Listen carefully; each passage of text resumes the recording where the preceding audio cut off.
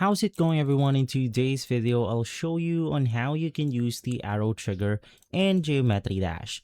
Now, basically when using this trigger, the first thing that you have to take note is this bottom line right here. This is where your character will be orientated. So from here, basically the character will just move forward. But if we do something like edit the rotation of the object right here, it will then edit the player path upwards.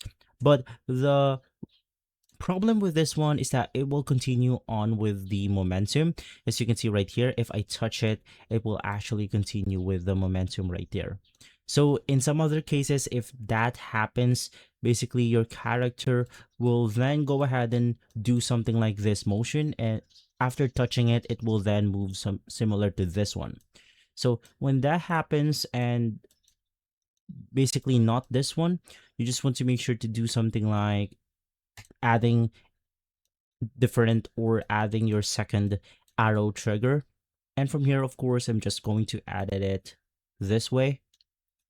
You want to click on edit object, and then you want to click on change channel to this one.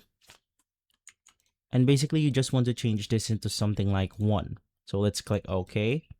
And for the second trigger, you want to do something like, if you navigate through the edit group, there will be a channel right here for channel 1. So just make sure to select it.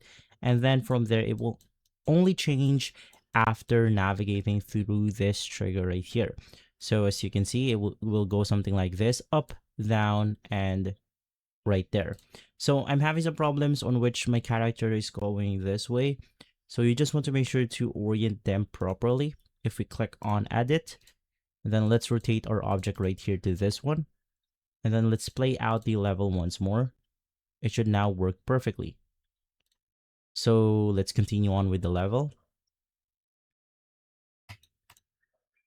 And so guys, if this video has been helpful, leave a like, subscribe, and follow us with more videos like this.